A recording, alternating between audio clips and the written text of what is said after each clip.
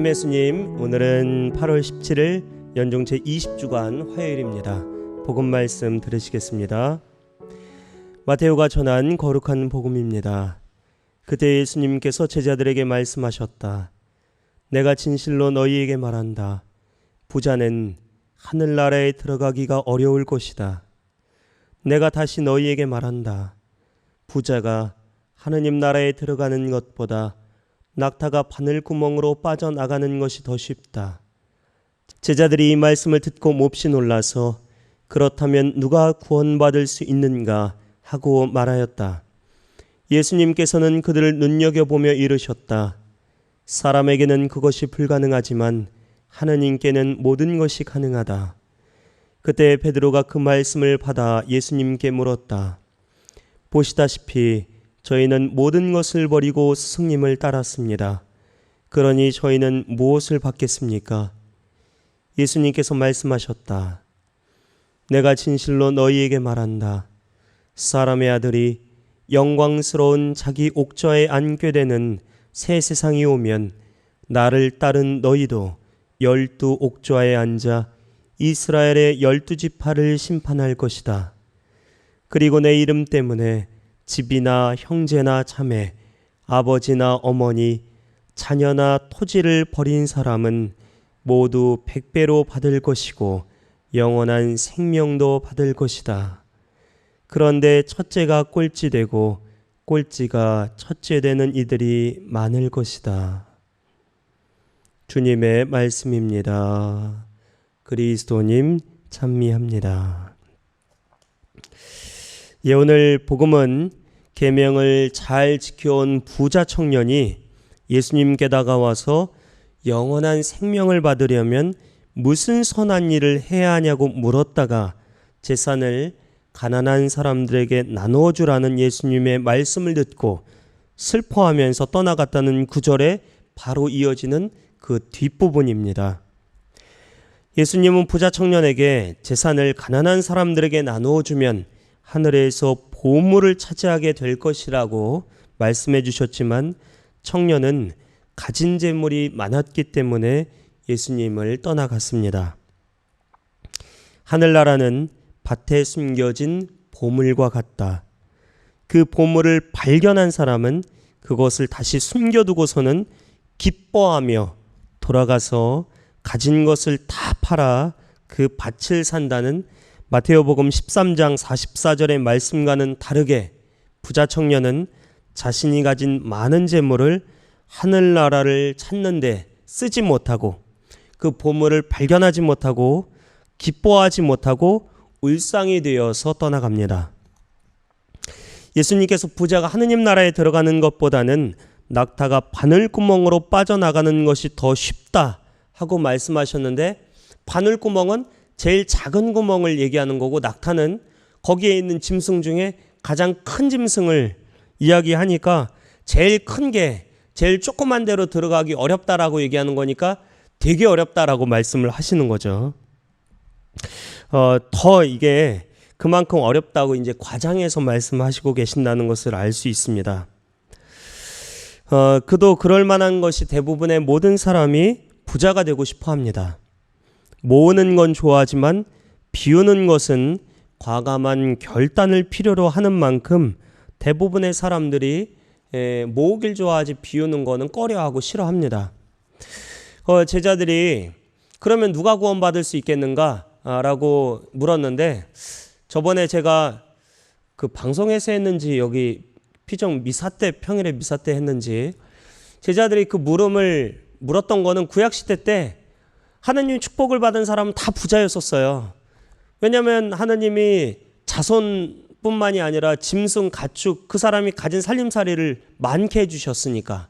그래서 아브라함도 부자가 됐었고 뭐 야곱도 부자였었고 요셉도 부자가 됐고 다 부자였었는데 그러면은 그 성인들이 다 부자인데 그럼 그 사람들 다 하늘나라에 있는데 그러면은 뭐 부자는 하느님의 축복을 받은 사람 이렇게 거의 이렇게 머릿속으로 생각하고 있었기 때문에 하느님 축복을 받은 사람이 하늘나라에 못 들어가면 그럼 누가 들어가나 이런 생각이 있으니까 그럼 누가 구원받을 수 있는가 라고 이제 제자들이 묻는 것이죠.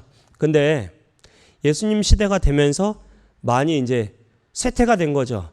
전에는 하나님 축복을 많이 받은 만큼 다른 사람들에게 많이 베풀고 나누고 그 축복이 자기 거라고 생각하지 않고 다른 사람들을 돌봤었는데, 시대가 지나면서 그것을 하나님 축복을 자기 거인 것처럼 여기니까 부자가 이제 존중받을 수 없는 그런, 어느 나라는 부자가 존중받지만 어느 나라는 또 부자가 저 사람 또 무슨 땅 투기나 뭐 다른 거에서 부자 된 거 아니야? 이렇게 좀 부정적으로 생각하는 경향이 있는 나라도 있고, 우리나라만 해도 부자 그러면 부럽기는 하지만 자수성가해서 열심히 부자가 된 사람하고 그냥 금수저 막 이렇게 돼갖고 아버지 뭐 부모님 재산 물려받아가지고 이렇게 부자 된 사람, 뭐 부동산 해갖고 부자 된 사람, 여러 가지의 부자가 있을 수 있잖아요. 근데 그것을 뭐 어떻게 벌어서 부자가 됐던지 그 자기가 부자인 그 돈을 가지고 어떻게 사회에 환원하고 어려운 사람들을 돕고 그 쓰는 역할에 따라서 그 부자가 존중받느냐 존중받지 못하느냐 생각이 드는 것 같습니다.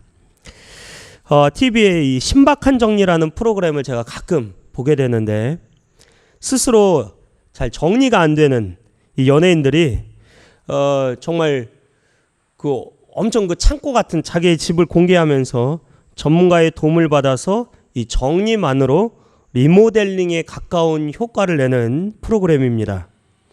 이 프로그램에서는 정리도 정리지만 집주인이 자신의 물건을 버리거나 나누는 것을 우선으로 합니다. 이만한 박스들을 갖다 놓고 시간을 줘요. 버릴 거, 비울 거, 색깔이 달라요. 그러면은 버릴 건 버리고 다른 사람하고 나눔, 그 장터에 이렇게 나눔할 수 있는 거 거기다가 비울 수 있도록, 그게 이제 몇 박스가 엄청나게 나옵니다. 신발에 집착하는 사람, 가방에 집착하는 사람, 옷에 집착하는 사람, 별 사람이 다 나옵니다. 집착하는 물건으로 인해서 물건이 주인인지 사람이 주인인지도 모르게 방에 발 디딜 틈도 없어서 잠도 방에서 못 자고 밥도 식탁에서 앉아서 먹지 못하는 모습이 우스꽝스러우면서도 딱하기도 하고 저 사람 왜 저럴까 안타깝기도 합니다. 큰 맘을 먹고 쓸만하지만 잘 쓰지 않는 물건은 나누고 애착 때문에 버리지 못하는 예쁜 쓰레기는 폐기 처분함으로써 얻는 결과는 놀랍기만 합니다. 무슨 용도인지도 모르고 가득 찼던 공간이 정말 아름답고 여백 있는 공간으로 재탄생하는 것을 보면 정말 속이 다 시원해집니다. 물건을 비워야 할 때는 울상을 지으면서 자기가 이거 신청한 것을 포기하면 안 되냐고 그렇게 고민했던 집주인도 탈바꿈한 자신의 집을 보고 나서는 비우기를 잘했다면서 너무 기뻐합니다. 이 프로그램은 버리지 못하고 끌어안고 있는 집착이 얼마나 어리석고 비효율적인 것인지를 깨우쳐주고, 비우면 비로소 보이지 않던 것들이 제 역할을 하면서 쓸모를 찾는다는 것을 교훈 있게 잘 일깨워줍니다. 이처럼 예수님을 따를 때에도 전제 조건이 필요합니다. 예수님의 제자들은 자신이 소유한 것을 버려두고 곧바로 그분을 따른 사람들입니다. 저는 제자들의 자격이 여기에 있는 것 같아요. 일단은 버릴 줄 아는 사람들이었기 때문에 이 사람들이 훌륭하던 자격이 있던 그걸 떠나서 일단은 자기 것을 다 버릴 수 있는 사람들, 그랬기 때문에 예수님의 제자 될 수 있는 자격을 얻지 않았나 생각이 듭니다. 일단 예수님을 믿고 의지하면서 자신의 것을 비웠기 때문에 채울 수 있는 준비가 된 사람들입니다.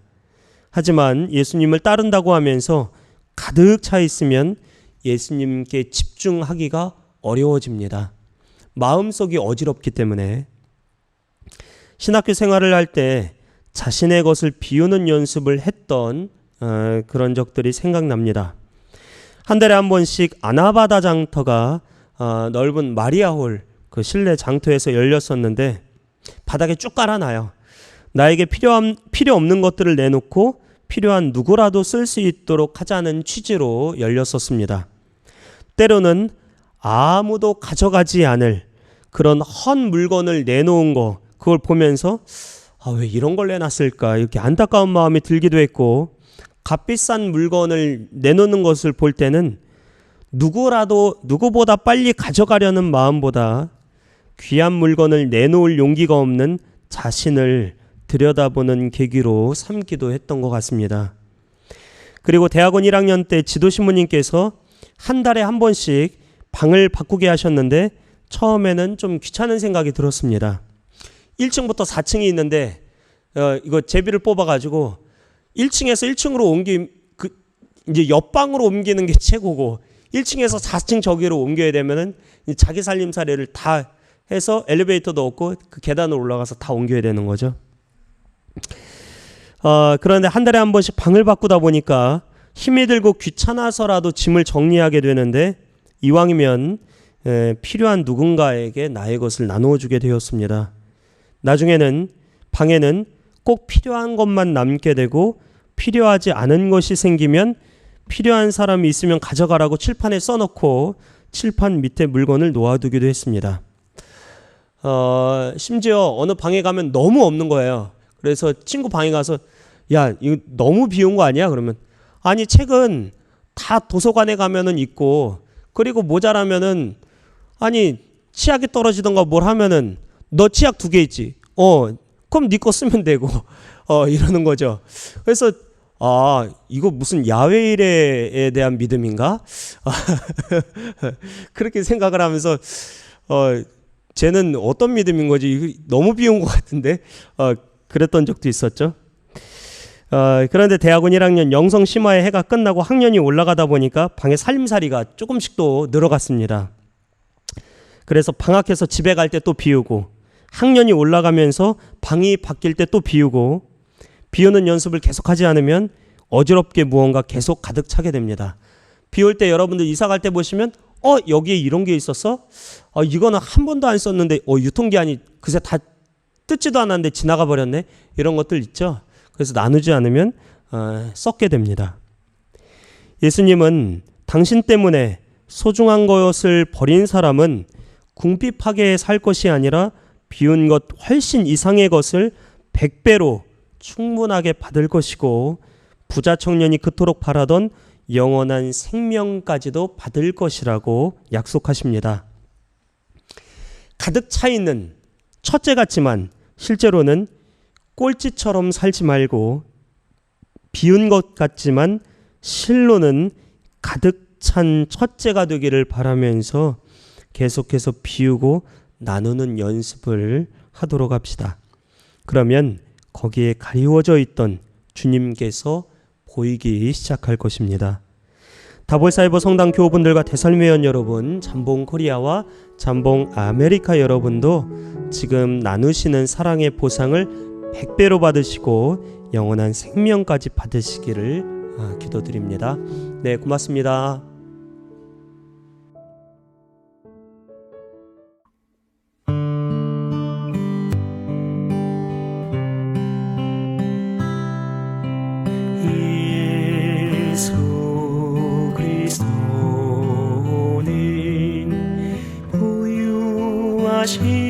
하시면서도 우리를 위하여 가난하게 되시어 우리도 그 가난으로 부유해지게 하셨네. 예수 그리스도는 부유하시면서도